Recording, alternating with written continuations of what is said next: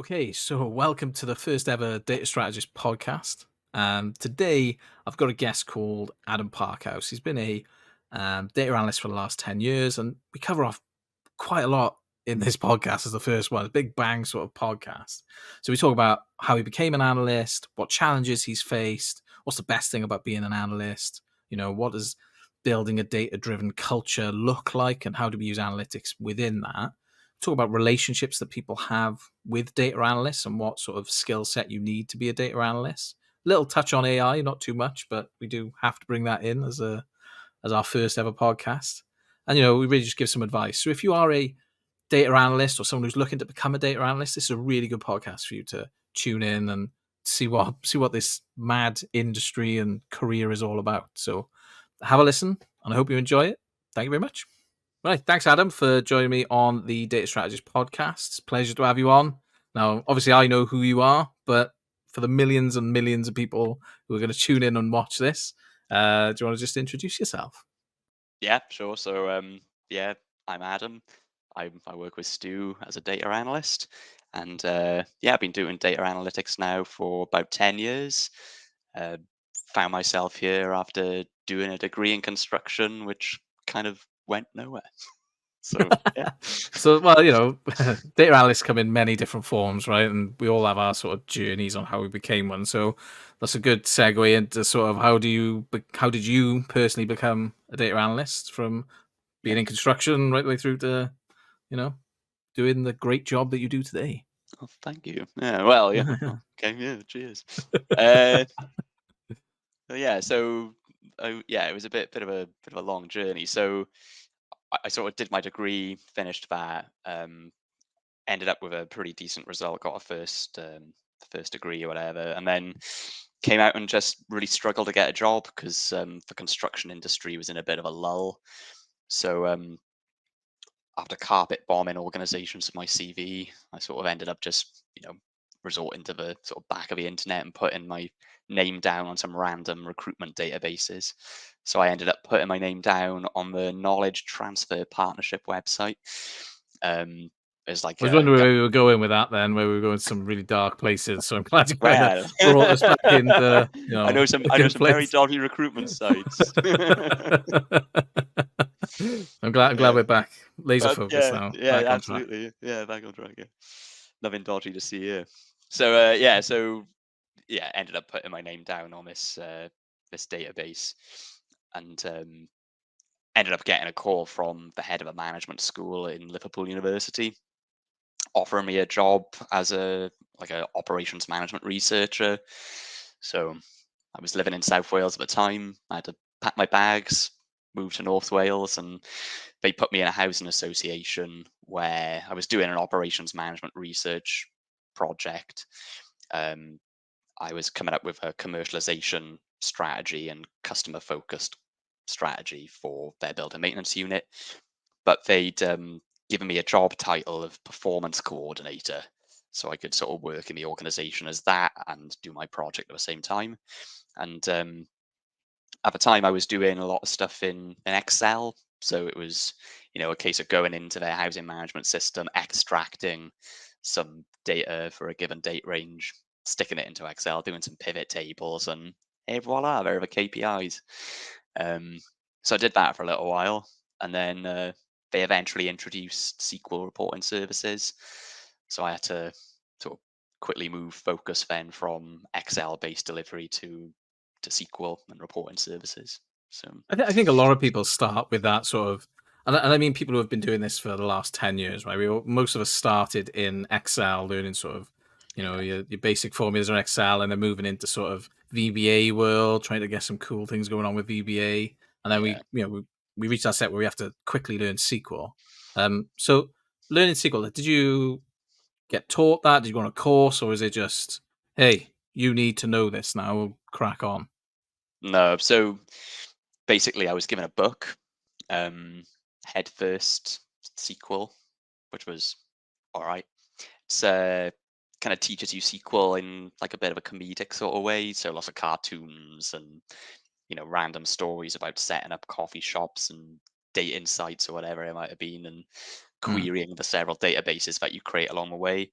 So I was reading that, but most of my experience came from sort of just using the tool and kind of feeling Yeah. my way around because I was taught how to use so in reporting services in report builder you can build your queries using like a graphical interface. So you could click the fields from the table that you want Mm. where certain conditions were true. But if you did that, you could then switch to edit as text. So it would take the query that the editor would construct and it would show you that. So most of my actual knowledge of what the queries ended up looking like came from a process of using the visual designer, switching to edit as Okay. text, and then it would be like select your fields from here where this was true. And then you That's could quite add nice. things, yeah, yeah. You could add things like parameters, and it would show, add put the at sign, and it would. So that's how I sort of got to know a lot of the basics. Then I guess Do you ever, I'm not sure how long ago it was, but do you have the advantage of having like YouTube none of prominent that back then? Yeah, I think the last because 5 years we've seen an increase in that. I yeah, yeah, think yeah. starting out was hard. Yeah. Well, back then YouTube was blocked. Like it was really Mm. frowned upon to be doing anything like that in the job because it was a third sector organization, so kind of like public sectory vibes, and Yeah. very very, very focused on kind of doing things the right way. Surely you wouldn't go on YouTube to look at how to do the thing that you want to Yeah. do. You should know this as part of your job.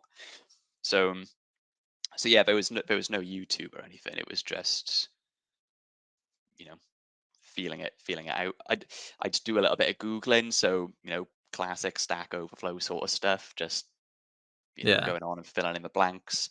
But it was very much a sort of organic process of learning. Um, Yeah. I at think least these the things are basics right. anyway. I think when you get given books, or even now with YouTube channels, they always work in this sort of perfect world scenario. And then when you actually go to do the job, you're like, oh my Yeah. god, the data is nothing like what I've seen on Data Camp or Code Academy. None of it's like that. It's a Yeah. mess.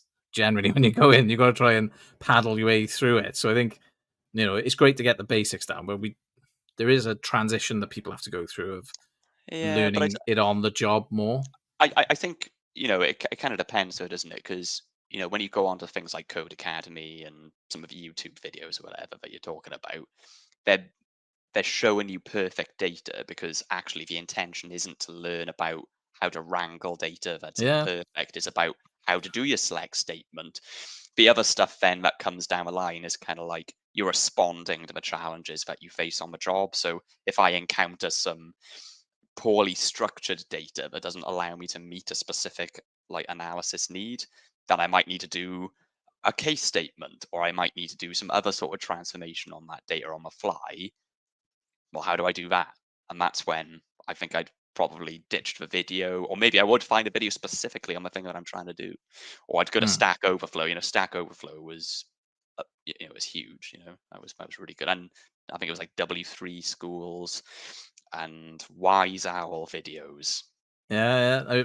W3 schools I remember quite a lot. Yeah, Yeah, yeah. So okay, so you've gone to join this housing association. You now did your Excel sort of work. You started building KPIs for the business, and now you're branching into sort of SQL, SSIS, SSRS type stuff. yeah. What happens next? Because it's quite a while ago. Now there's been a few years since 2013. then. Yeah, Yeah, it's been 10 2013. years since then. It's been 10 years since then. Well, I stayed in that organization for a little while, and sort of developed my SQL skills quite a bit. So moved on from doing basic select statements to setting up store procedures and snapshotting and all that sort of stuff. So that journey took a bit of time. It wasn't Mm. wasn't an overnight process, and I learned a lot of stuff. What actually happened was the company who provided our software had a user group around like insight and data analytics, and I went to the first one of those, and they elected a chair, and it turned out that I was the most vocal, which will come as a surprise to you. Yeah, yeah. Yeah, so Fits in. basically, I volunteered I was forcibly volunteered to do it, sort of thing. So what happened then is I actually ended up, you know, chairing those sessions and designing sessions to help people get the most out of whatever insight tools they're using. In fact, everybody there was using SQL Server reporting services. Um, so I learned a lot from that process. Trying to listen to what other people were doing, and teach them how to do that. But that lasted for a few years when I was with the housing association, and then I became a consultant for that software provider. So I did that Okay. for a year, and this was just about the time when Power BI was starting to become mainstream. So just as I was leaving the housing association and becoming a consultant, the conversations were happening. Oh, what's this Power BI thing that everybody's talking about? Um, so there were early releases, and so there were a couple of instances where during my consultancy, people were asking me to do presentations on Power BI and how they could use it. So I had to kind of learn that during that job Yeah. to be able to present it to the end customer. Well, then I did consultancy for a year, and as anybody who's done consultancy or any sort of road-based work will know, it's quite a life going around the country. One minute you're in Yeah. Northern Ireland, the next you're down in Cornwall or whatever, and it was quite a slog. So I actually decided to sack in the consultancy work and go back to an office job. So I think when I consultancy work is it sounds amazing, right? Because you're kind of meeting new customers, you're yeah, meeting new challenges and doing a lot of things, but it is a hard job. It is well, I not think easy. The I think travel is a big yeah, part of that. meeting my customers and being on a new site every day was great because I learned a lot doing that. Right, I'd turn up at one customer site and they'd be like, "What's data?" Go up to another Yeah, site yeah, and it'd be like, "Well, actually, we've got this data warehouse which is being populated through these jobs, and can you tell us how to do?" And I'm like, "Well, this is something completely different. I have no yeah, idea." yeah, So that was great in and of itself. Um, but yeah, like you know, when I was doing my consultancy work, I was sort of I was enjoying it, but it was definitely the travel and being away that was the difficult yeah. part. Do you It's know what I definitely a mean? killer. Yeah, yeah, yeah. And I'd sort of met my fiance, and it was at a point in my life where I was kind of like, well, where are we actually going to end up? Yeah, Where's best for us to go? So took a move down to South Wales, back down to the homeland. Her friends are in Cardiff, so that was great because the industry down here is much more, you know, I don't know. Well, there's more job opportunities down here than in North Wales. This is like different culture up in North Wales under down here. Um, so yeah, so I landed a job and basically started getting back into Power BI as more of a production kind of thing rather than a demonstration of what Power BI could do yeah, to the customer. Now it was, well, okay, now we've actually got to develop these Power BI solutions and productionize them. Um, so I was doing like a mixture of stuff. So I was delivering some stuff in SSRS, which was like my comfort ground, and then I was doing stuff in Power BI as well, and sort of trying to push my boundaries a bit there. Um, and I think the company I was in was kind of like on a bit of a learning, uh, you know, a learning process themselves, trying to figure out what Power BI could do for them. yeah. Um, so yeah, cut my teeth a bit during that job, and the next job after that then was coming and working in Pobble, which was a complete step. Like that was a very Yeah. different sort of culture here. Well, when you go from private sector to public sector, that is kind of a big shift for some people. And you Yeah, kind of you were lucky that you had that housing sector experience before coming into this. So I think that's yeah, been it's advantageous if you've worked in both. It yeah. does help.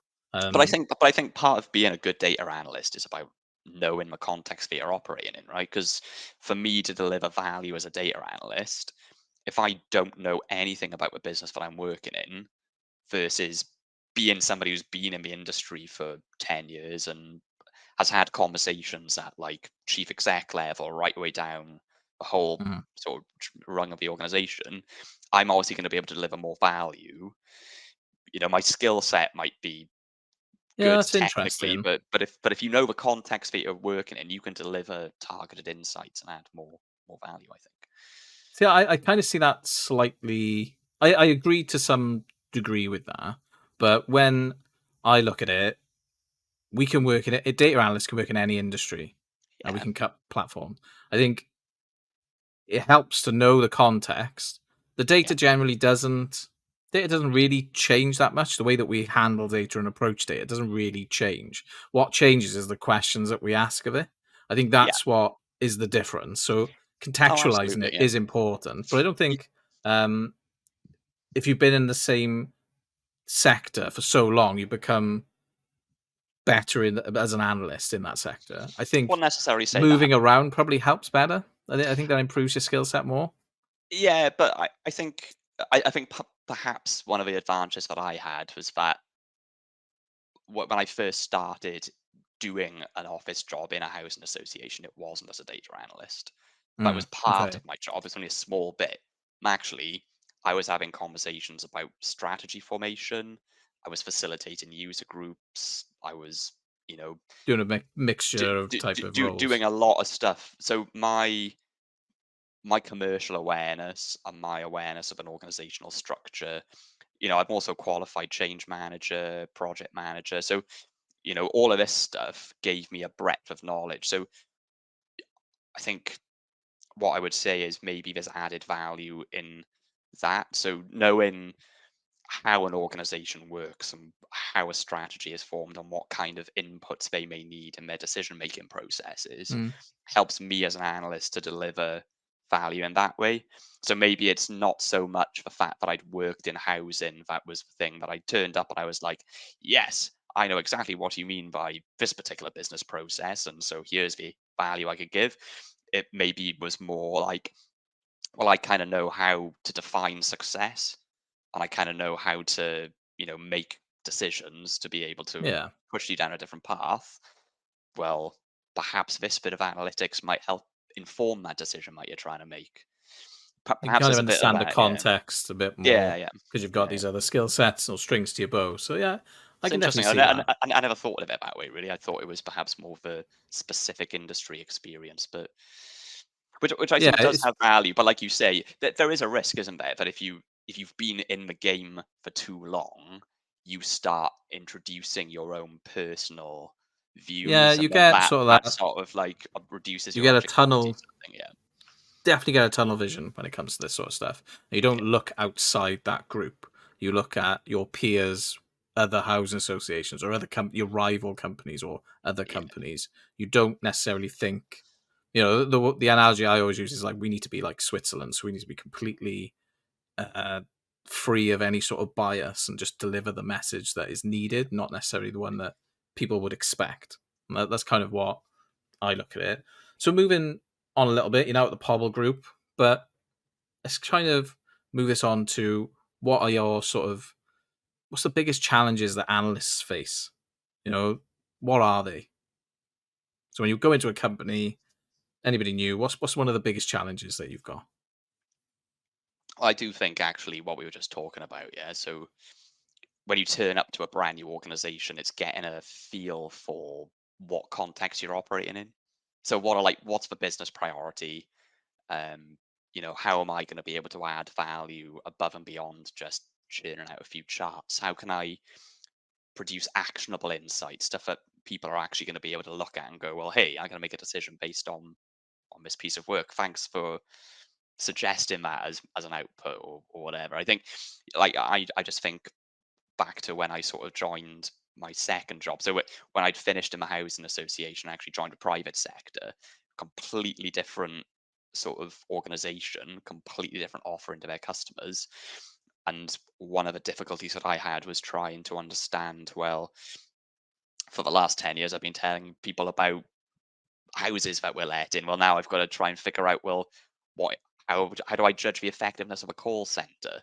What are the priorities for that call center, and what data is available to me to be able to deliver that kind of Mm. value? I think that's a difficult thing for someone to sort of overcome. But I If you're think like swapping sectors, if you're swapping it's- sectors, yeah, yeah, especially from private to public as well, yeah, back, I think that sort of thing is pretty difficult. Though. yeah, culture plays a big part of that though. Yeah. And why are you there? Is the organization ready for actionable analytics, or is it just ready for someone to churn out a report? Yeah. We'll probably touch up on that in a little bit. But I think, are other challenges? The one we hear quite a lot is data quality. Is that one of the ones that you Oh, would say oh yeah, yeah. impacts you in any way? Yeah. I know it does, right? So Does it's it? I'm Does it asking that, impact but me? Well, no. All the data that I get happens to be perfect. I don't know what you're on about with Code Academy having perfect data sets. I get perfect data sets all the time. yeah, No, I think the misconception is that any company or some companies have perfect data. I think that's just a fallacy, right? no, Every company yeah. I've worked at has poor data quality. It's just a leveling degrees that it changes. I think it's possible to design processes that produce valuable data and reduce the opportunity for reduced data quality. Mm, Um, but yeah, like you say, you're never going to arrive. Well, I don't think it's always possible to arrive at perfect, depending on how your organization operates and whether you've been operating for a long time and you're aiming to change your current operation to produce this new paradigm where actually you're producing these great data sets. For a startup with a technology focus, perhaps with a data mindset from the off, perhaps yeah, creating those really good data sets would be fine. It'll be part of what we do around here, that sort of saying. But yeah. yeah, when you've got like a 100-year-old insurance provider that is just adopting Power BI, You're they've going to be got getting a many lot of legacy a lot of information and legacy data stuff. quality. Yeah, yeah, yeah, for sure. Very different Yeah, Yeah. I think it depends on how the data is generated. If it's system generated data, so if a customer buys something off your website, generally that is a flow that doesn't have much human interaction. I think Yeah. when you start adding the complication of humans inputting information, the data entry, that's when companies will face quality issues. So, Oh yeah. when you think about contact centers, the closing notes on a contact center, people will click the quickest route out Yeah. rather than selecting why they were talking about that call. So they go Yeah. click, click, click, close because Yeah. they're being monitored on another metric. So they need to get that out. And that kind of leads you to a false positive in your data set. And you kind of got to adjust for that. So I Yeah. think, yeah, data quality's got to be up there. Any other sort of challenges that you see? I I think think Gav we'll pick up on Yeah, yeah, yeah. And culture. there's culture is a big thing. I think maybe gathering requirements. So, Mm, if you're a data analyst, you're going to be doing probably a couple of different types of work. You're going to be doing proactive analysis and reactive analysis. So someone's going to come to you and ask you a question, or you're going to go off on your own back and try and, you know, suggest some stuff that maybe people haven't thought about. So specifically thinking yeah. about for reactive analytics, you've got somebody coming up to you and saying, I need to know blah blah blah blah blah. And that sequence of sentences that they send your way, either in a help desk ticket or over the phone, some people are better at sort of forming their requirements than others. I've seen it all from one Yeah. sentence, I need a list of this, to people writing essays about the things that they need, but it actually cutting through and communicating effectively with somebody to try and get to the bottom of their requirements can be tricky.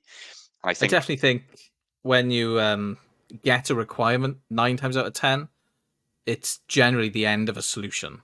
So the customer's already thought about it. They know what they want. They're just asking you for that end point.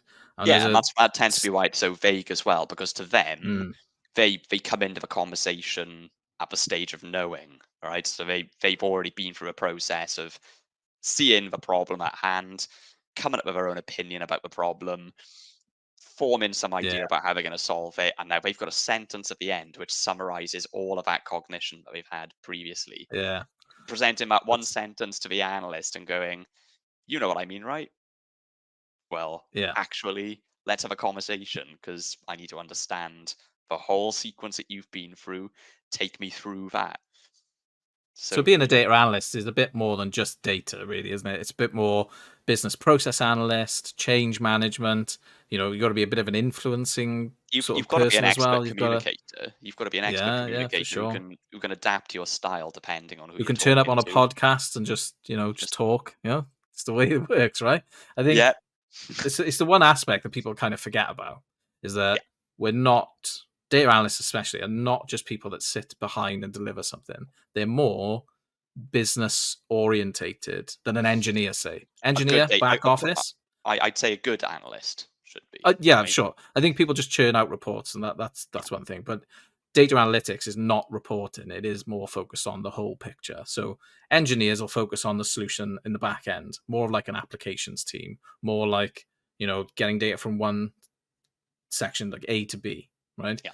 As an analyst, you've got to chuck in a loads more skills into that with your sort of business analyst, like I said, and a few more other things like skills strings to your bow. It's probably the best saying for that.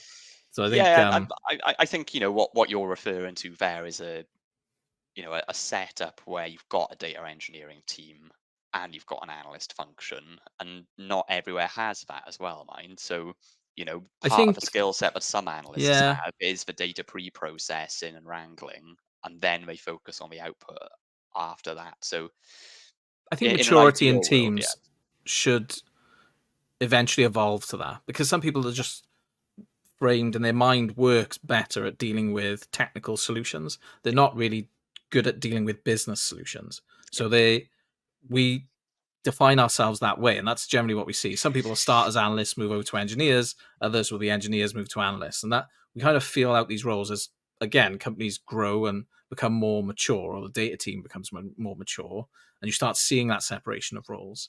I think, yeah, I definitely see them as two different roles. If a company's got a person in there that does everything, they're probably not doing any of them a right. good service. We don't have space to think in Yeah, either yeah, the quite. engineering mindset or the analytical mindset. And I'll when I was working in the housing association in the first instance, there wasn't the engineering function. It was just me. It was literally me serving the entire organization, doing all the data prep, snapshotting where I needed to, and then off we go. We had some support from our software provider, but not a huge amount. So So yeah, yeah, I think it does depend on the organization. It comes back to culture, and I really want us to pick up on sort of data culture and business change because I think that's important to our sort of roles and what we do as a career in data. But so we spoke about the challenges, right? And there are many, right? But what makes it all worth it? What are like the best things about being a data analyst? What can you feed that into somebody? yeah. I think personally, I would say it's the tangible aspect of it. So, like, there are a lot of IT jobs where it's quite an invisible role until something goes wrong. But I think Hmm. for me, I really like the fact that you do some analytics, it arrives at an output. That output is, okay, may not be received positively all the time, but hopefully it's received positively. And you can see a change happening off the back of the work that you've done. Hey, here's some insight. Okay, we'll go and do some stuff. The business goes away and does their thing, and then you suddenly see that run go slightly differently, and it's like, Yeah, great, that's that's what I'm in it for. That yeah, sort of feedback loop of being like, I've produced something, I've told you something you didn't know, you've done something, and look, your performance has increased massively, and I can prove that. Look at this. yeah, That's great. Being able to educate people as well, right? Like that's huge. Like somebody will come to me and ask me, "Hey, can you tell me about this?" And I'll go, "Well, did you know that this, and this feeds in to this output that you're seeing here? So look, if you tweak some dials here and do some of this stuff differently, then that stuff that feeds up to the top of the organization, that's going to improve. So it's on mm, you. You own it, but this will improve if you do something about it." And I think they're the best conversations for me. Some of them yeah, amusing me. There's loads of things that's great about this job. I wouldn't be doing it now if I didn't love every aspect yeah, yeah. of it. But Yeah, you are right. I think there are loads of positives to being a data analyst. I think you get that sort of euphoric feeling of when you've finally built something that somebody's used and you've seen a change happen because yeah, you were instrumental to it. Because like I said, you're yeah, not just going in there just to show a report. You're going in there knowing the business process, knowing the data that it relates to that process. And then when the business makes that change and we go into sort of a data driven culture, when you have that, the feeling is immense, and it's like real pride in your work, and it can't be underestimated. And I think that's what many analysts feel and why we keep doing the job that we do. And I Well, I think, think you know, sorry, I think another thing which is quite good is sort of a variety, right? Because like you might do one thing one day, the next day you might have a completely different sort of challenge presented to you. yeah, You know, which is yeah, great. I think that So helps. it's so varied, especially in our industry, right? Because we work in housing, you've got so many different facets to a housing organization. You know, it's so varied. You could be doing housing maintenance Variation, one day, finance the next. It's great. I think that does help because I think, again, being able to jump around industries, maybe not just in your one current job, but knowing that you've got a skill set that is transferable to any Oh industry, yeah, yeah, that's a huge benefit. You know, you're not going to spend all your career in one industry and then at the end of it not be able to move anywhere else. You can oh move yeah. around We the industry. It's it. talk about transferable skills, right? Like Mm, we can go anywhere in the tooling. I think that's the thing that we've got to differentiate here, right? Is the tooling that you use, and then that actual critical thought that you as an analyst are kind of employed to deliver, right? You are employed to sit there, be presented with something, give it critical thought, and present something back to the organization to say, hey, we've got this data. When I prepare it in this way, it tells me this. I've given it this process of thought to come out with this message from this array of numbers that I'm getting from the system. I think yeah, that's got to be valuable, right? yeah, definitely. I think that's what most of us do this for. Well, it's definitely why I started doing it. It's because you get that sense of the business probably better than most people.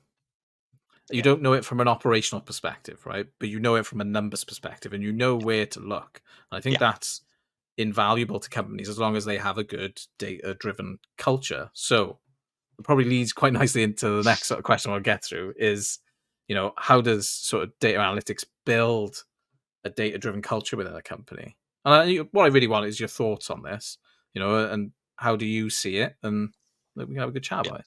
So I mean, when you say a data-driven culture, you must mean like you know effective collection and management of data in an organization, and then using that data to add like a factual basis for decision making. I'm understanding that whole like there is a process where someone hits a button, that button click is logged as some sort of indication that an action has occurred. I'm going to go grab that data about that action and present a message about how well we're doing. And that whole higher is that what you're talking about, or is there Yeah, something I think specific that that you mean about data culture? there's a few aspects to it. So I think you're right, right? Understanding that entire journey of how data goes through the company and is used to create actionable analytics is one thing. Um, and analytics plays a role in every step of that. So I think that's definitely something that I'm thinking there. We hear it a lot, right? So when you hear a lot of organizations talk, they talk about being data driven. So I think what you just talked about is one aspect. Another aspect is something like um, you've got macro change, which is your end to end process and you've got every touch point along that process, but then also your micro change. So within sort of teams, operational teams, may have a process that lasts 10 steps and they reduce that down to 9 because they can see in the data they want to get a quicker result. So they remove something from their process. And Mhm. I think analytics plays into that as well. Yeah, Sometimes you've got organizations that do the macro really well, the end to end journeys, and they just focus on the end to end journeys, and nothing else can change until that macro change is done. yeah, It okay. stops the micro change. So, analytics and a data driven culture allows for both to happen and allows for like benchmarking to take place as well. So But you're kind of talking about how data plays a part in the change management process there, then, right? Because 100%, yeah. you know, It's if there don't are do certain change tech, for change sake, right? yeah, You've yeah, got to yeah. have change for the right reason. That's where I kind of like to see as a data-driven culture. But I think what you were talking about first is also really valid. So do you want to elaborate a bit more on what you were going through? Okay, well, what I was talking about was sort of a hierarchy that I see in sort of data analytics. So you've got your process down the bottom. This is your sort of business as usual operations. They generate data. that data is processed in some way, and then information comes out the other end. And essentially, our job as an analyst is to sort of take the data set and produce that information, which is going to tell people about something. But I think that actually at different levels, people need to have different levels of awareness. So having an understanding of the process, understanding the data, and the company actually, the people who are on the shop floor, sort of understanding their role in creating good data, which informs our decisions as an organization, and having that kind of view up and down. I think that's really, really important. I think that's kind of what I would see as Yeah, I so think my main theme. take that through to a little bit more. So you've got sort of, let's take KPIs and how they play an important factor. You've got Yeah, your exec level KPIs, your CEOs and your CFOs, CTOs see this exec figure, right? yeah. And how that filters down into the operation, and how sort of, your frontline colleagues or staff members will see their impact on a exact KPI. Yeah. So I think that is a really important part of data culture. If you have a KPI that the business aren't really monitoring or not targeted by, they're just on a page for somebody to read, that's not a data driven culture. That is Oh just yeah, an exact summary, right? but I think a lot of this comes down to the culture within the organization being performance focused and having an understanding of what it means to actually define a key performance indicator. Because Mm, you say the word KPI to people, right? Or performance indicator, or operational performance indicator, or operational indicator, or whatever other permutation you want to provide. People, I've experienced in the past people just sort of saying, right, well, what can we possibly measure? Right, let's just list. Okay, I've got a list of 100 measures that I want, and I no joke now, there have been instances where I've been provided with literally a page or two or three of lists of metrics, but no one's actually questioning the value of those metrics in improving their business. mm, So, I think a good data culture is understanding, well, what are the business priorities? What is the data that can be used to tell me about those particular business priorities? Now, actually then presenting those KPIs back to the business in the right way is really crucial, because like as a data analyst, if I just produce those numbers in isolation, I could literally just put 5 numbers on a page, push that out to the business. But if they've got nothing else to work on, they have no idea how they're actually going to improve their performance. mm, So one of the things that I think is critical when you design any dashboards or anything like that is to have your headline metrics, but underneath it have something which provides a bit more context to that number and allows people to sort of go the next level down to understand, well, what are the factors that lead to better or worse performance of that number at the top of the page. I think that's really critical. So one of the things that I've been trying to introduce in most of my work, if not all of it, if I can, is to link back to the source system from a number which is summarized to be able to dig down into the next level down, click a button, pop the application. There's that row of information which actually tells me that there's a problem. And that's the sort of thing that someone in a operational management position could sort of get their hands on and go, hey, look at this. There's this thing which doesn't have this value populated correctly, and it's really skewing this number here, which is impacting this number here. And there's that hierarchy then established from the yeah. guy who's getting grilled about performance month on month to the person on the shop floor who's picking up the phone and entering those rubbish notes that you're talking about on the call center or whatever it might be. Yeah. Yeah, Uh, yeah, so, yeah. so yeah, I think it's I, really I there's practical steps that can be taken, is what I'm getting at. You know. Yeah, what generally happens though, it has to start at the top. So Oh yeah. those sort of executive KPIs that we would produce has to relate to the business that we manage, and Yeah. how we then use those as an executive team or a senior leadership team in making the right decision, but Yeah. also not impacting the operation in a way that negatively impacts it, because we know all the facts in front. Yeah, So but I think if you've I think got that, go on, I'll yeah, let you go. yeah, sorry, yeah, well, yeah, but don't want to interrupt you, but also I've got yeah. So one of the things that's really important though is making sure that the message that you're producing as an analyst doesn't get influenced by the personal objectives of the people who are Yes. requesting those. Because, you know, I've been in situations where I produced a metric, it's correct. I send it over to a manager and they've literally replied with an email saying, don't like that number. I I don't like that number. That doesn't feel right, or it doesn't look right, or literally just flat out asking for that number to be manipulated. And Yeah. then that that's That crazy, happens a right? lot. And again, Yeah, yeah. that's not a data-driven culture. That is No, a no. sort of a gerrymandering sort of culture, right? Where you're chasing the figure and changing the figure Yeah, to make sure that the next level up doesn't see what happens. And then you've got sort of this sort of the story gets happier as you go up the exec chain. And oh yeah, then as an executive team, your hands are sort of tied, or you're not really given the opportunity to make change because the numbers you're seeing are fine. yeah. And this is why some companies get into trouble because they have perfect metrics every time.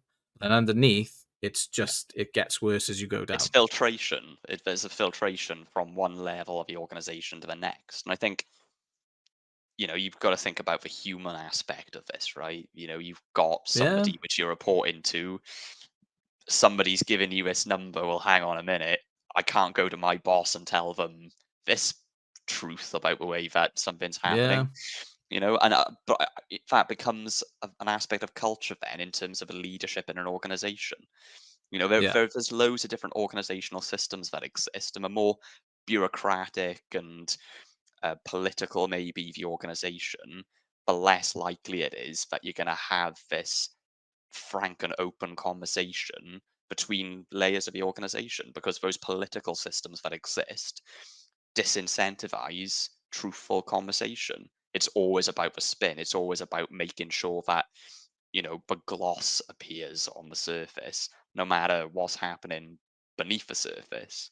I always yeah, think of it like a duck with a broken leg or something. That duck is sailing majestically across the pond. It's going round in circles because it loves circles, but beneath the water, it's got a broken leg, and that's all it can do. Do you know what I mean? yeah, It's never going to change direction because that's all it can actually do.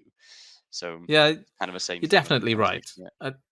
I think that that is definitely a culture that happens a lot more than people would care to admit.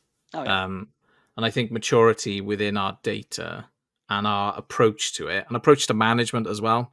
So it's not, when we say data driven culture, isn't just about getting the numbers, it's about seeing the numbers for what they are and not having the caveat problem of Yeah. people influencing the numbers as it goes further up the chain. So I think a really good data driven culture relies on the analytics being, like I said earlier, is about being like Switzerland. You are completely neutral. You are Yeah. And not applying any filter. You are yeah. applying a logical based data set in front of decision makers who then can make decisions and impact operations in a positive way.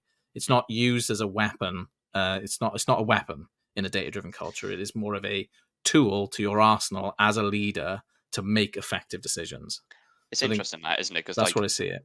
you know, I think leadership needs to view the data analyst as the neutral party with no affiliations, right? We don't have any, like, what benefit is there in me telling somebody that they're doing a rubbish job? Yeah. What benefit is there to me? Yeah, and conversely, what benefit is there for me to tell them that they're doing a fantastic job? Hey, maybe we might have a nicer conversation with me in the morning over a coffee. But like, you know, I there's think there's it there's no motivation for us to produce something untruthful unless we fear the sort of the the culture that you're comeback. within. Yeah. Absolutely. So if a leadership is intimidating, because I have been in instances where leadership has been intimidating in saying that this is not the right answer, this is not the message that I'm going to be taking to this person, what do you do as a data analyst? What do you Yeah, do? they What can you do? They're going to take that number and do what they want with it. unfortunately, I think So that is an experience that most data analysts will go through, fortunately, it's until not an you experience that's happening now, I have to say.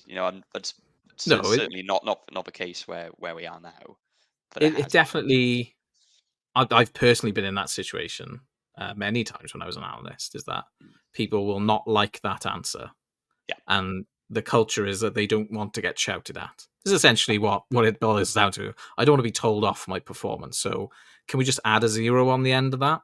And I've had that many times as an analyst, and you just get Yeah. that sort of as an analyst. It's really demotivating because then you're basically just put a number you want down, just write it. There's no Well, point me doing all this what work. value do you have? Yeah, absolutely. I've been Exactly. told by one person just to put 100% into every single visual because actually our SLA is 100%, so it can't be anything else.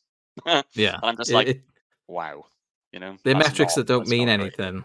Yeah. So, and I think it definitely starts at the top, but it's that mid management section Oh yeah. because you can have a clear message at the top, but when you deliver a message like that, two or three rungs down the leadership ladder, that Mhm. message will not be the same But they're and it will probably, split out.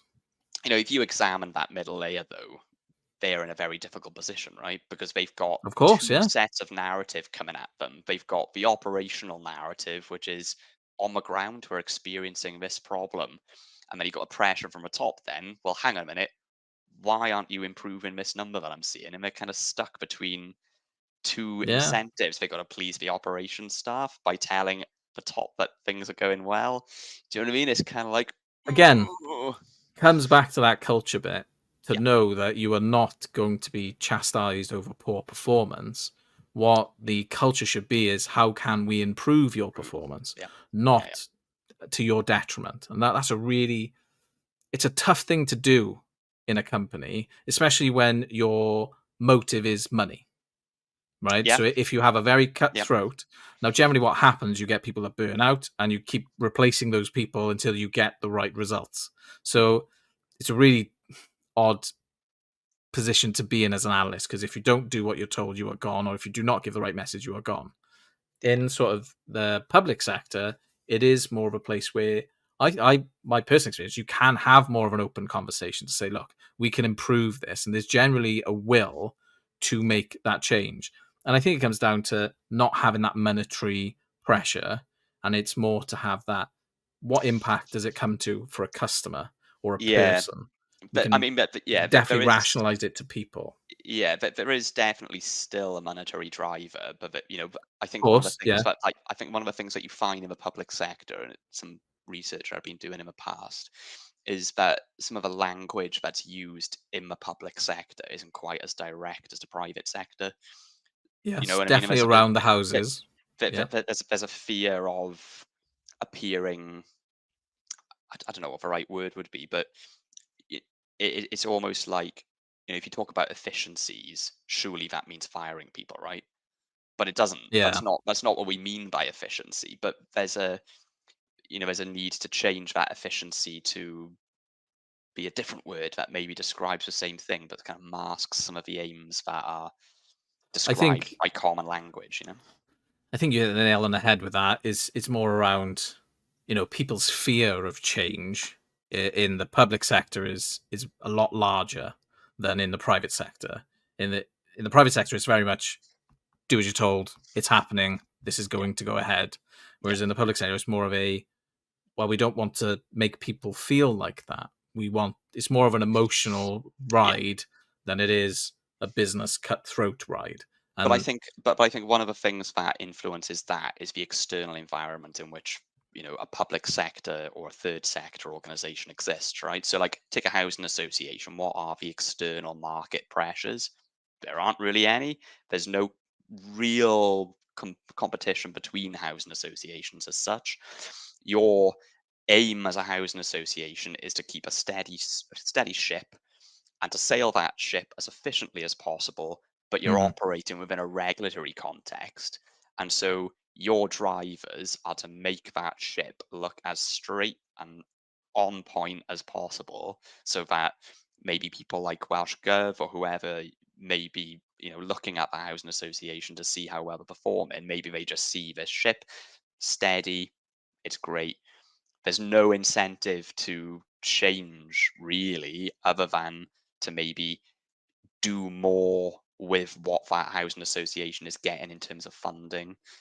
so that you're creating efficiencies but not necessarily having to respond to a competitor who's now Yeah, doing something different, which threatens your existence. It's very it is much a definitely different it's a macro. yeah, it is a definite switch in the way that we approach it. And again, that word efficiency in the sectors that we work in is very negative or perceived negative. They don't see it as, well, actually, that could just make our job a lot easier. They see Yeah. that as a replacement of my job. And that's a really difficult thing to get over. And Yeah. it does, again, come from strong sort of leadership and that mid management level to really drive that change and make sure that, you know, we'll talk a little bit about AI in a bit. And when we talk about displacement of jobs, Mm. that is not a reality. What this means is a redistribution of workforce. So when AI Yeah. starts coming in, there's definitely, we've seen it with lots of different industries. When the coal mines shut in Wales, people moved to factory work. When the switchboard shut down with BT, people You went to remember that, do contact you, Stu? center. Yeah. I do. Shut up. Operator, get me my number for 999. you know, we people moved into a new. It creates new opportunities. Of what I'm saying, you may not have the same job today, but tomorrow it will be a better opportunity for you or a different opportunity. And if you do like your job, that's you know great. But there are other things you could be doing that have more impact to a customer, let's say, Well, rather than I what think you do now. that word is a big thing that shapes the culture within our sector specifically. Is well, not specifically, but it does. It's the customer, right? Mm, Our ability to deliver the right service to the customer. Maybe that is why that word efficiency is quite scary, because for some people, the word efficiency actually means reducing quality, mm. but it doesn't need to. You can deliver quality outcomes for customers in an efficient way, but not everyone understands that there's that ability, you know? So, Yeah, so you're right. I think what we've talked about quite a lot already is the relationships between sort of data analysts, business operators, managers. How important is that? And how is that part of your day to day life? How do you manage those relationships essentially? And how do you make mm. sure you get the most out of those relationships? Is probably something I'm intrigued to hear. Yeah, I mean, we've touched on it before, really. I think one of the things that I would say is really important is like being transparent, being frank, being honest, feeling like you're able to have an open discussion with somebody. Like I sort of mentioned, as an analyst, we experience um, a range of stakeholders. One day we'll be dealing with somebody whose job it is to, I don't know, take a call on the call center or whatever. The next day you might be talking to a director about something. Yeah. One of the things that we need to make sure is that at every point of contact, no matter who we're talking to, we're having those frank and open conversations and dealing with facts and not being sort of susceptible to introducing our own sort of, I don't know, I wouldn't call it motivations, but our own kind of Our own opinions bias, about right? yeah, well, biases maybe, yeah, opinions, however you want to phrase it. I think like we, as an analyst, there's a danger that we take what we're seeing and rather than just interpreting it in a strictly logical way, that we introduce emotion, our experiences, and we sort of put one and one together and come up with five, when Yeah. actually it is literally just two. That's all it is. Just present that back. It might be that the analytical piece that we've done yields no outcome. There's nothing, there's no trend in what we're seeing. There's nothing, that epic story that you're expecting to get out of that analysis piece that you assumed you'd get, because of course I'm going to do this analysis piece, it's going to tell me what I assume is going to be the case. When it doesn't, well, you just got to present that there's nothing there. And I think that's the thing. You've got to be, That is the worst, though, isn't it? That that is the worst feeling in the world. You oh put all yeah, that effort in, and then you just turn up and you're like, "Yeah, I got nothing. Sorry, yeah. like everything's just running as we expect. We haven't But no hidden what's treasure here." another great one as well is you have a really cool business question and then you go to your database and you try and find the data that will tell you about that particular question, but then you realize that the processes don't capture the data in a way that's going to allow you Yeah. to be That able to answer a question, right? But yeah. try explaining that to somebody. I've had conversations where it's been like, we've paid insert large amount of money here for this system, and you mean to tell me that we can't say how many widgets have been produced in the last day? And I'm like, well, actually, the system doesn't record how many widgets have been produced. So Yeah. good luck. That That's that happens difficult. more than people care to admit, right? Is that I'm sure we capture this. I remember having a report 20 years ago that did that. So Yeah, yeah, well, that was a different system, different but company, yeah, different world. absolutely, absolutely. Yeah, But to bring it back to the question in hand, it's about then how do you have that conversation with somebody? How do you change the way that you communicate to suit the person who you've got to communicate that message to? How do I tell a finance director who's invested N pounds in some yeah. system that actually we can't deliver that analysis piece? But here's the solution to how you might do that. Here's what we can, I think that's probably quite a big thing to say, right? Is we should be solution oriented, but not go into the conversation with the solution already. Does that make sense? Like We you should, you know, I always bring it back to that Switzerland analogy, and I know I've used it a couple of times already, but that is literally what we are. We yeah, are Switzerland. We are neutral. We are not here to judge anybody. We're also not here to prove someone's point either. I think it is to do that in independent investigation to show, is yeah, it real or is it not? We're the fact finders because we have sort of the opinion based stuff that comes from the business owner and the manager. You know, that'll add value to what we produce, not convince or overwrite what we produce and put a bias on it. It is we feel like this is happening in the business, but this is actually what is happening. And sometimes they don't align and sometimes they do. So I think it's really important to have that relationship with somebody. And yeah. I think at the end of the day, right, people in the business are subject matter experts. But there's yeah, no getting away from that. They know more. Well, they usually know more about the processes than you, right? So, in order to make your analytical output as valuable as possible, you've got to have a conversation with the people in the business to understand as much about what they know as possible.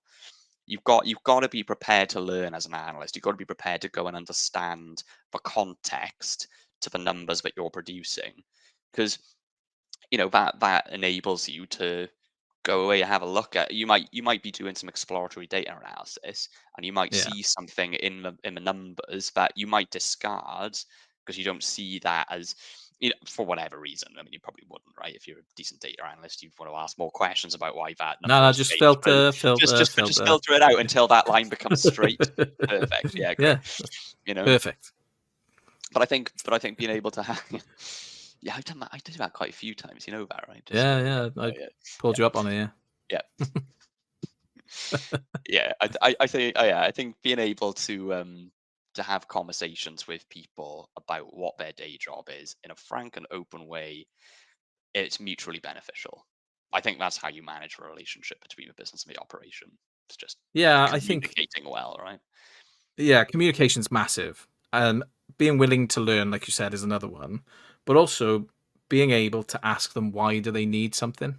Oh yeah, You know, yeah, yeah, if yeah, they come to, like we said before, they come to you with a ticket, they've already summarized everything into one neat little line, and you're not there just to deliver that one line. You're there to help them at the beginning. And going back to data driven culture, what's the best thing about being an analyst is actually starting that journey with them, yeah, not yeah. joining at the end. And that's really important. And Well, I think I, it's I a think it's hard relationship to manage yeah, for yeah. It's sure. about it's about those stages of a conversation. Like, um, I used to do like facilitation, and we used to do like guided conversations. And one of the concepts that we were talking about, can't quite remember the four stages of conversation, but we had four stages of conversation that people would go through. Presenting data, analyzing and synthesizing, and then decision making, and then reaction, that sort of thing. And it's kind of like what we were talking about earlier. When you get a ticket in, someone has been presented with some business problem that they're trying to overcome. They've interpreted their options, they've come up with some solution, and they're presenting you then with a sentence that summarizes their entire cognition. I think, yeah, you're right. You've got to go back to that person and say, can we have a chat about this? Can you talk me through what it is you're trying to achieve here? Why is this a problem for you? And a lot of the time, you have those conversations, and the molehill that they've built themselves, as a data analyst, I might come in and go, well, hang on a minute, you're asking the wrong question, you're looking in the wrong place. Here's a really easy thing which we can do to make that problem that you've It's actually identified it's disappear. surprising how many times that happens, though. Yeah. Is that people will go, right, I've pulled this data set over here, pulled this data set over here, I've pulled this data set over here, I've got this sort of anecdote over here, Yeah. and I've just smushed them all together, and I'm going to come up with 25 when I don't have no idea where I'm going with it. And that happens a lot, and that's not just a public sector thing. This is a data-wide problem that people always look for analytics at the end because they think that they've done the analytics themselves because they know the process, they know the people. Hmm. They don't look at it from a neutral perspective. They've got that already got that anecdote and that bias built in. And like you said, they build that molehill and the realization that people Yeah. get. I think that's when you build trust, right? Is when you deliver that back, light bulb goes off. And then they go, okay, now I know I can go to this person as an analyst. You build that trust between you Yeah. to help me guide. And I don't have to waste 2 weeks putting Excel madness together. I think one of the things that you've got to remember though is that people are often in their position because they've got good instincts and a good awareness Mm, of what's happening.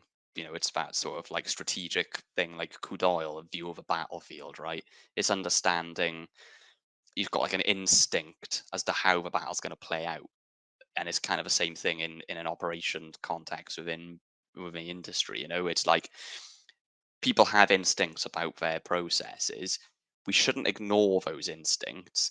What we should aim to do is to add fact-based, mm. uh, make that instinct into a fact or not, prove or disprove it. And Yeah. then the sort of feedback loop that you'll get then is somebody in a decision making position will have their instinct. They'll ask whether that instinct is right or wrong. We will come back and say, oh no, actually you're right, or well, actually you're wrong. And then it's about having that conversation to be able to say, well, hey, your instinct, I've disproved it here. Maybe you want to realign what your expectations are, you know? Yeah, definitely. I think it is. It's one of the biggest parts of being a data analyst. It's all great getting the technical skills, but relationship management probably is Huge. probably more important because you Oh can yeah. always pick up that sort of technical skill. And again, technical skills change over time, right? We get new things like Power BI comes in, you know, Amazon AI. QuickSight dropped in. Well, AI, yeah. Yeah. Well, that's another good segue into what I want to talk to you next. Is over the last probably 8 months, maybe a year, AI has become prevalent everywhere. In what we do, Really? ChatGPT, it's in your hands of your phone now. Everybody's got access to it. It can do a lot with data. You just pass it a spreadsheet or you pass it some code and it'll tell you something about that information you put in.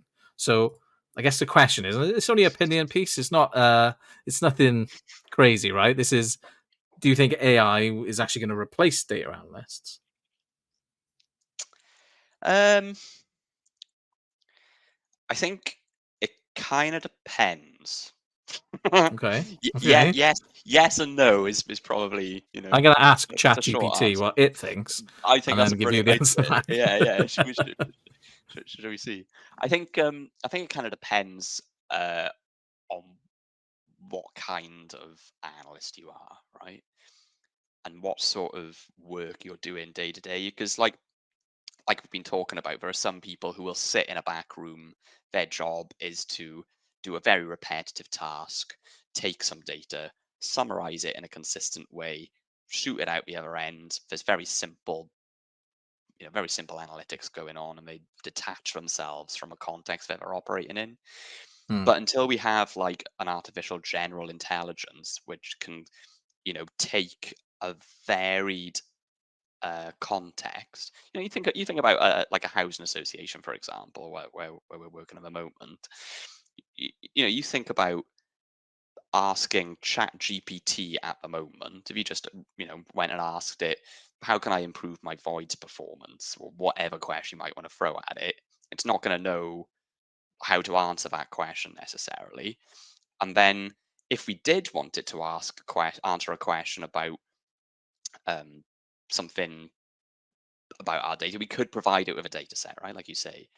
But Mm. then you enter issues like, where's that data actually going to go? I lose sight of where that data is being stored.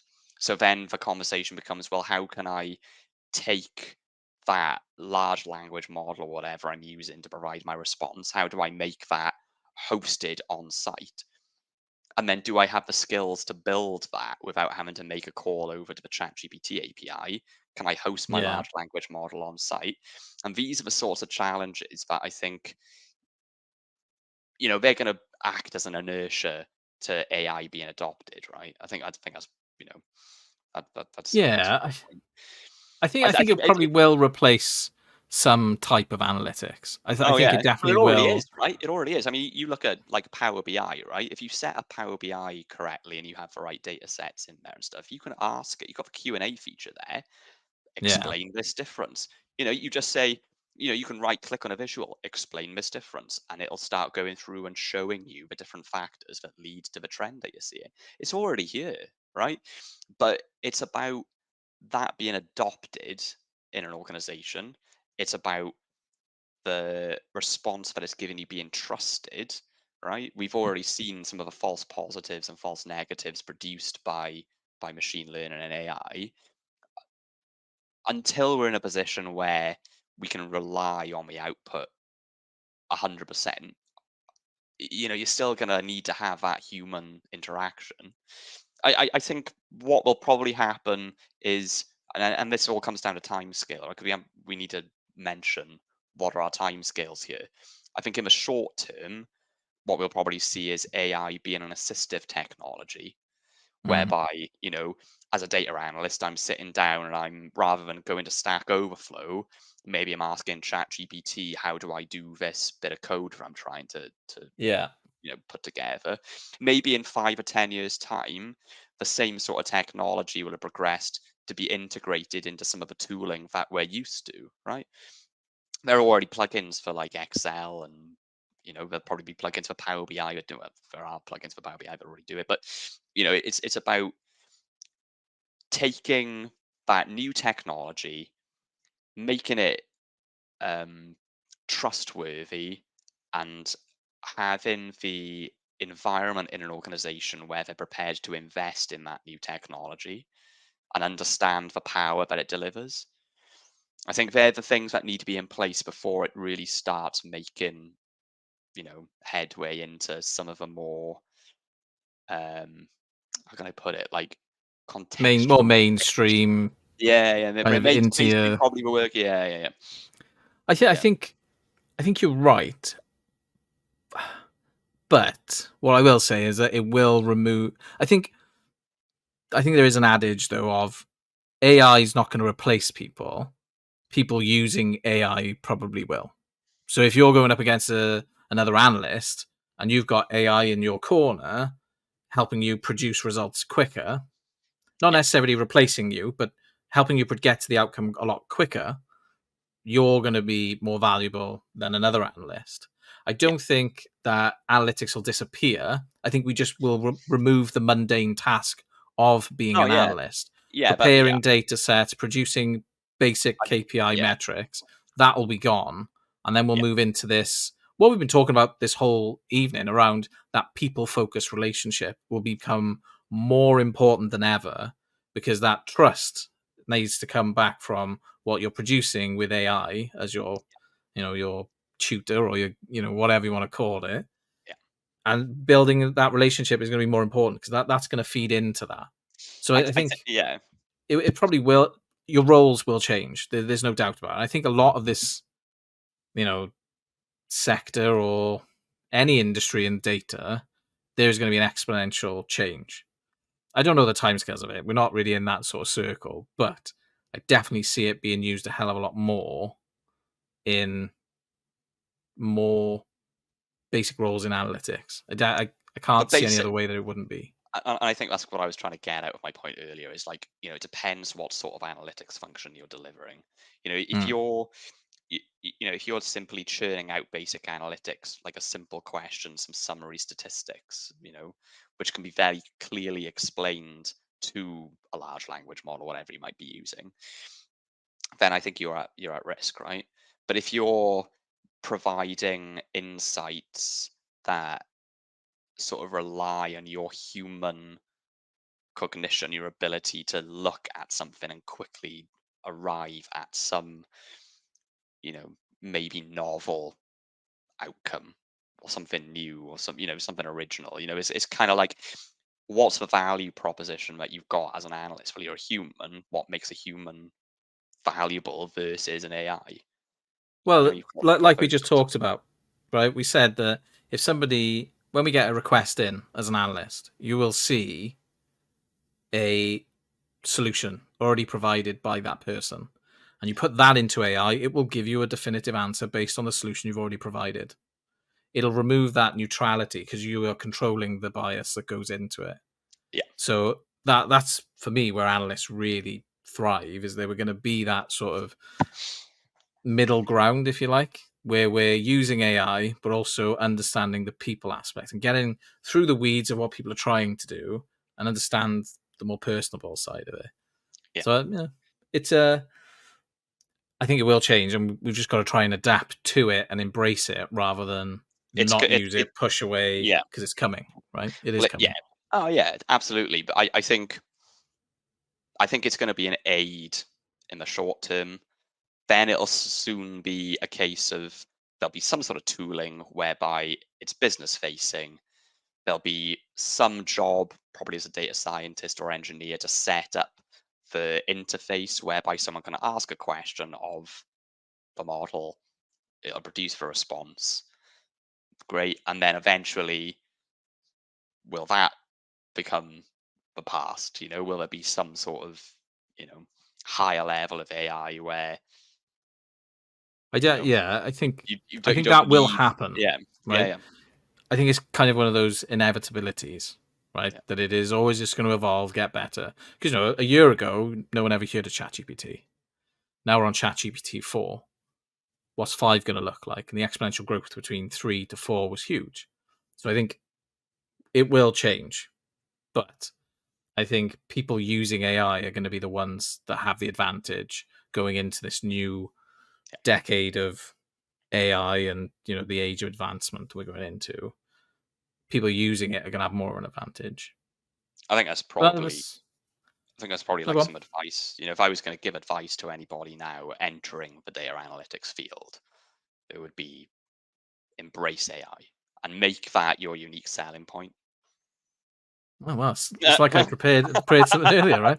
Um, Well, we there we have go. been You talking start out quite a as an lot, right? analyst, and yeah. If you start out as an analyst, then maybe look at the emerging technologies that will, you know, leverage you over somebody who's been in the industry for a little while and maybe hasn't Yeah, had the space to learn about the new technologies. I think that's a pretty big bit of advice. I mean, if you look at the more general advice, then that's maybe a different conversation that isn't seeded by a conversation about I think. AI. But Yeah, I think AI. You do need to embrace it, but I think it would be good to hear what advice would you give? So someone's just starting out. They're going right. I'm going to learn Excel. You're going to tell them, great idea. See if you like it, or is it, you know, start with SQL. I think people need more practical advice rather than There's a lot of advice on the internet, or like a lot yeah, of advice is, do these courses. You'll guarantee yourself £100,000 a year job, but that's not a reality that many people face. yeah, And I guess another bit of advice. I'm trying to just ask your opinion on this, but why become a data analyst? okay, You know, I yeah. think let's hear that. Okay, so let's think about any advice for people starting out as a data analyst, because you were mentioning things like the practical steps that somebody would need to take to become a data analyst. Yeah, Well, I think it kind of depends because people approach this from two different backgrounds. You're either going to like want to be a data analyst and you'll know this from a young age, and then you'll go and do some degree in analytics or mathematics or computer science or whatever it might be, which then pushes you down the path naturally to being a data scientist or data analyst. And then, well, you already know your trajectory, crack on, you're doing the right things. But for somebody maybe who hasn't, like for me, for example, I was doing a construction degree.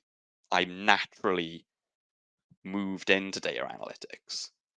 Yeah. What other pathways are there for somebody? You might be in a job, doing a job, and then think, I fancy a change. Let's go and do something different. Well, I suppose they are the people really who kind of would benefit from the advice more. And so for those people, I'd think, well, what path do you want to go down? Do you want to go down a formal education route? And do you have the time to do that? Or do you intend to do your own study and maybe utilize some of the free resources that are out there?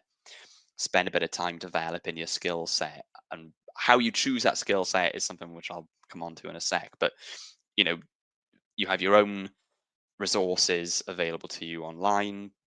Go and use those, build some knowledge, and then maybe look to make the change.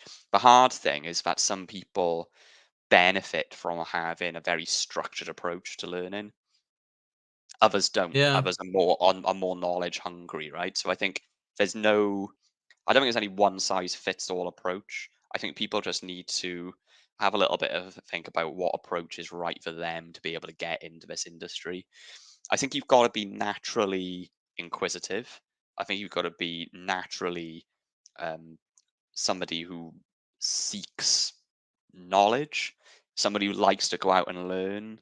I mean, if you're not hungry for more knowledge and hungry to learn new skills and understand things in minutia, maybe not worth you considering this job, right? You've got to be the right person. You've got to have the right aptitude to get into this, I think.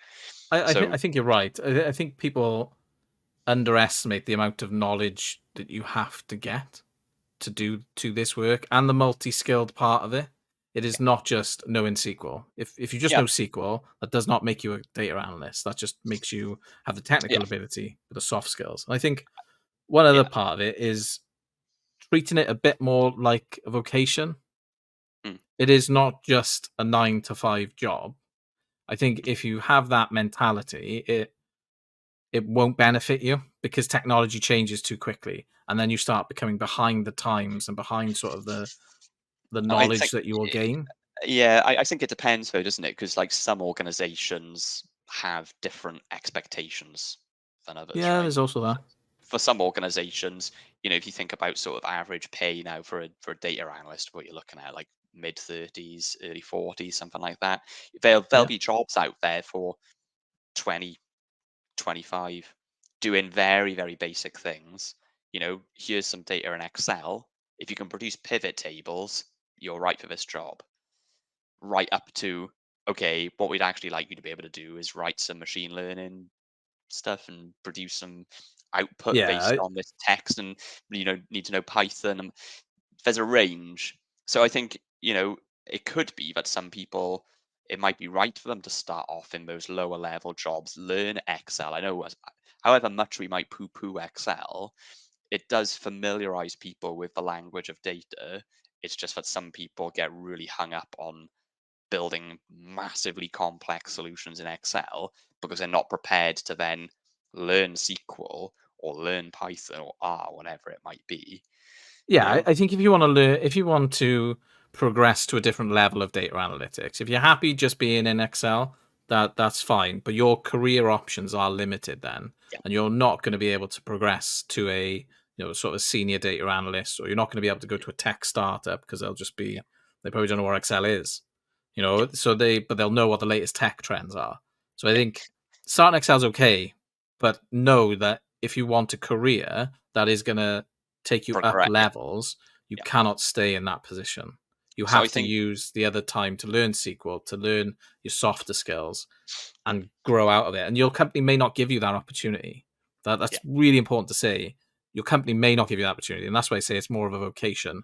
Go Yeah. to your local meetups. Go to sort of Pi Data or your R meetings, whatever. Just meet other data people and get that sort of experience because it's invaluable, I think. And once you have that mentality, it'll drive the rest of your career. Or I think just if you watch stay lots of where you are, YouTube videos, just go yeah, you along. could just Yeah. watch. You could, but Subscribe to some good channels, right? I think That's a good resource. I think you learn more by interacting face to face with people. Yeah. Like you said, some people People will need learn to the know where to technical go though, skills right? People need to know for where to go, and sure. not everywhere has those sorts of opportunities for people, right? So That is also true. But I think if you live in a major city or close to a big city, you will have these sorts of opportunities to meet. And Google Hangouts still exists. I think. I don't know. Maybe don't anymore. But I think interacting with people, other analysts within your sector, look them up on LinkedIn, reach out to them to say, look, I'm really interested in this field that you work in. Most analysts I've met are quite open to talking about what they do, like you are today with me. So I think you're right. This is it is a good career, right? Analytics is a great career. It's not going anywhere. I think it's going to evolve a lot over the next couple of years. But I think anybody who wants to get into this, they should really take it more as a vocation. Is my own personal thought on it. yeah, yeah. I think there are prerequisite requirements. If you meet those, then you'll be able to do this job quite effectively if you've got the drive to do it. You'll Yeah, need some foundation in mathematics, no matter what, really. Even basic summary statistics, that sort of yeah. stuff, and then that will give you the foundational knowledge then to We might build move on on the next. to Yeah, you might move data on to more. science then. Yeah, but then that comes as part of the development. So basically, have a foundational knowledge in mathematics and statistics would be great, and then it's about learning the tooling. So it would be worth thinking about what specific tooling is most popular in the industry, or what is look at some job adverts local to you and figure out what is being used in your local area in the industry that you're interested in going into. There are people who actually build they scrape LinkedIn and then summarize like the most prevalent technologies. So maybe Yeah, pick something like Tableau or Power BI or something like pick a they're party. the two They're main both very players, aren't they? similar. If you learn one, it's going to be fairly easy for you to pick up the other, really. So learn the tooling, and then once you've got that in hand, you should be ready to interview, really, because if you can do the tooling and you know how to sort of explain basic concepts in statistics and math, you're going to be able to go and have an interview. I think then, from there on up, it's about learning about some of the newer technologies and increasing what you know already. So it's about constantly developing your knowledge of tooling, understanding the statistical concepts that you might need to employ to train an algorithm. What's regression? Explain linear regression, explain multiple linear regression. What's the difference? That sort of stuff. You'll pick that up as the need arises. But when Yeah, you start out as a low level analyst, it's very unlikely that you're going to be expected to know that stuff. Just do the basics and work on up. You know. yeah, awesome. Hey, look, I think I've taken enough of your time, but this has been. I think it's been really good, and I think anyone who listens to this would kind of get a good feel of what being an analyst is, how they could start out. I think understanding the data culture plays a massive part of your role. I think a little bit about AI, but probably not as in depth as we probably would like to go to. But I really That's a appreciate you coming conversation on for another to. time. Yeah. Oh, it definitely is. I think a round table is in order for that one. Yeah. Yeah. But no, I really appreciate you coming on, and it's been a really good chat. And Yeah. I'll Thanks for having me. speak to you again soon. Privileged to be on the first one. Hopefully, hopefully there's many more. I might cut you out and just put you like later on.